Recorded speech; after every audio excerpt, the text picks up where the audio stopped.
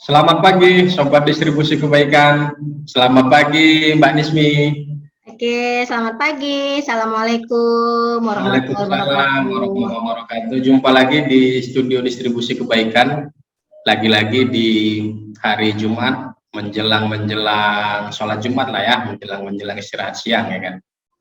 Nah, jadi Mbak Nismi, Mbak Rida, kali ini kita bahas ini nih, salah satu lah ya, berdasarkan kawan-kawan di dunia kerja, kawan-kawan dulu waktu zamannya ngampus, salah satu bottleneck yang menghambat proses seseorang itu wisuda ataupun mendapatkan master apapun itu ya, salah satu ketika S1 lah ya, itu adalah skripsi. Ya. Nah, rupanya nggak sedikit cerita kawan-kawan, pengalaman termasuk sendiri lah ya, misalnya gitu ya kan. Itu ada yang sampai sekarang itu penasaran, dan ini masih berlanjut nih sama rekan-rekan mahasiswa adik-adik ya kan, kok duduk-duduk jumpa mahasiswa-mahasiswa itu kok cerita itu gitu, lagi pada kok suntuk kali. Skripsi. Bang, skripsi bang, nggak siap-siap bang, nggak setuju dosennya bang, macam lagi bang, di reject bang, kemarin ada bimbingan setengah disuruh ulang bang, macam lah itu kan. Nah ini bang, mungkin banyak nih di luar sana yang mengalami seperti itu. Nah, kenapa sih skripsi kita itu tidak disukai, atau sebenarnya dosen udah ilfil apa juga tuh ditolak lah, itu kenapa mbak? Rahasianya kenapa itu? Kok bisa seperti itu? Iya. Oke, makasih informasinya ya, Mas Farhan ya. Ini memang dihadapin termasuk mungkin jangan-jangan bimbingan Mbak sendiri juga merasakan hambatan yang luar biasa kali ya ketika lagi melakukan proses bimbingan atau mungkin mengajukan judul atau mungkin nanti pada saat sidang. Ada beberapa alasan ya. Yang pertama adalah bahwa mungkin judul riset kita itu atau tulisan karya ilmiah kita itu adalah tidak punya pembeda dengan tulisan-tulisan yang lain, dengan skripsi-skripsi yang lain, dengan tesis-tesis yang lain. Kita nggak punya pembeda. Kalau bahasa apanya adalah kebaharuan ya. Harus ada sesuatu yang membedakan riset kita dengan riset-riset yang lain.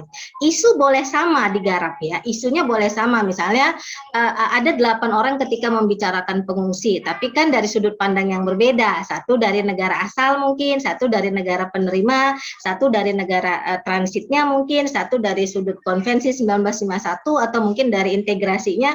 Jadi beragam aspek, maka kita harus punya pembedanya. Itu yang pertama. Ya, harus ada punya pembeda. Yang kedua adalah pastikan bahwa rancangan desain riset kita itu, rancangan tulisan kita itu, rancangan skripsi kah, tesis kah, disertasi kah itu memang jelas rancangannya. Kita mau pakai teorinya teori apa, kenapa pakai teori itu, lalu kalau kita ada nanti proses wawancara, siapa yang kita wawancarai, kenapa kita memakai sumber informan itu, pertanyaannya apa, gitu ya. Jadi harus jelas rancangan risetnya. Yang ketiga adalah pastikan data yang kita miliki itu memang mendukung, memang lengkap. Jadi kalau misalnya kita membahas tentang isu apakah climate change misalnya, perubahan iklim, atau kita membahas misalnya tentang perubahan pergeseran satu rezim gitu ya, pastikan sumber referensi kita lengkap, data-data dukung kita lengkap. Itu menentukan, karena ada beberapa mahasiswa ketika ditanya, kamu punya referensinya apa aja untuk membicarakan isu ini? Dia bilang, saya belum baca sih Bu, baru mau cari. Itu kan sesuatu yang konyol ya. Jadi kalau kita misalnya udah punya ide, kita sebelum menghadapi para pembimbing gitu ya, tim pembimbing atau tim penguji, pastikan kita istilahnya orang tuh udah ngumpulin dulu tuh data-datanya, sumber referensinya, jurnalnya jurnal apa aja, bukunya apa aja gitu ya, dokumenkah atau annual report kah, laporan tahunan kah, kita udah punya itu. Kalau kita nggak punya, kita nggak ada literatur reviewnya gitu ya, nggak bisa. Nanti untuk berargumentasi dengan pembimbing, berargumentasi dengan tim penguji kan perlu banyak data, perlu banyak referensi. Sementara kita nggak melakukan mengumpulkan sumber informasi itu, ya tentu aja lah dosennya jadi ilfil gitu ya. Kalau ditanya, tahu nggak ini Mas Farhan, apa sih pengungsi itu? Indikasinya apa pengungsi? Apa ya Bu ya? Apa ya Pak ya? Nggak tahu Pak. Ya ilfil lah dia.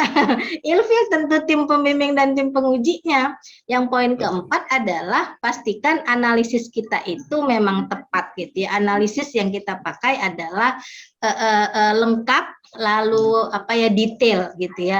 Jadi jangan misalnya setengah-setengah, latar belakangnya berbeda, lalu dianalisisnya juga tidak sempurna.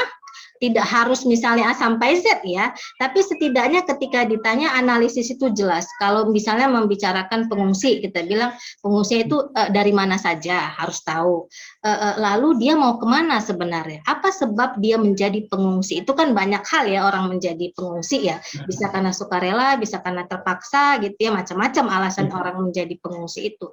Nah itu yang dia analisisnya itu harus jelas, harus komplit istilahnya, comprehensive analysis gitu ya. Nah kalau dia nggak lengkap gimana dong? Jadi hanya ada 4 sih sebenarnya, supaya menghindari, supaya enggak terhambat seperti bottleneck tadi ya, menghindari supaya tim pembimbing dan tim penguji juga enggak ilfeel.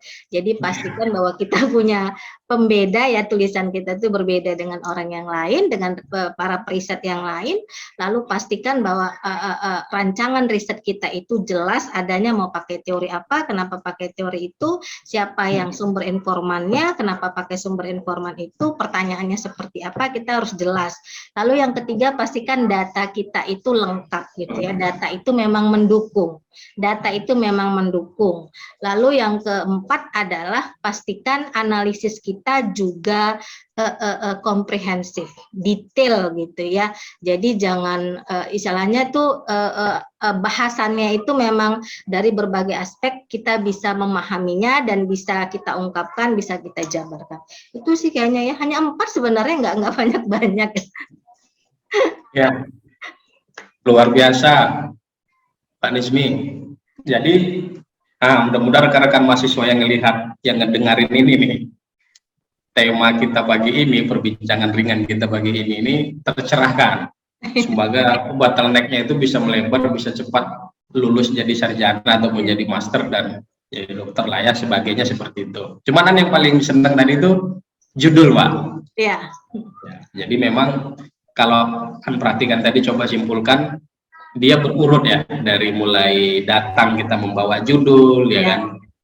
Dosen itu pun udah ini aja udah 20 tahun aku jadi dosen ini juga ya kan gitu ya kan. Ya makanya harus ada pembeda. Jadi mahasiswa juga harus sadar bahwa si dosen itu udah menghadapi ratusan mahasiswa ya kan, yang harus nah, jadi lah ini lagi judulnya pasti ujung-ujungnya ini ya. Itu menarik gitu. Setuju. Ya paling enggak apalah ya, agak dibuat keren dikit judulnya, paling enggak penasaran dikit dosennya gitu ya kan. Ya perlu kreativitas ya, dalam merumuskan itu perlu kreativitas.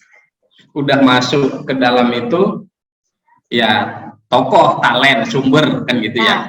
Harus jelas. Iya. Setelah itu ke detail analisis ya. Memang kalau detail sih asik, nyambung, inline, linkage ibaratnya gitu ya. Ya, benar-benar harus keterkaitan satu dengan yang lain, cerita itu menyambung dia.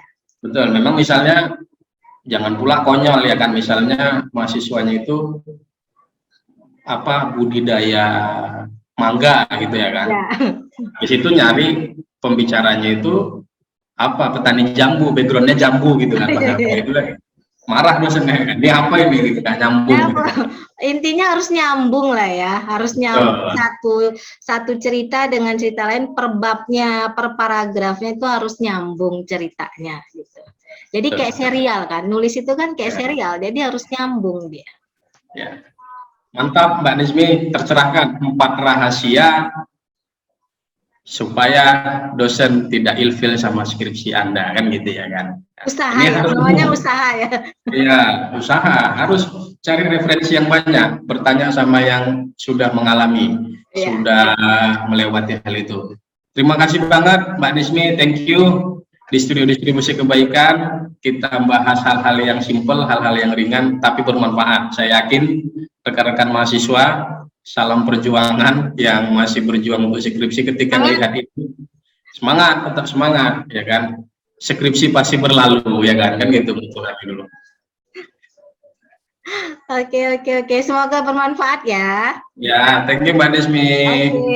Sampai ketemu. Assalamualaikum. Waalaikumsalam.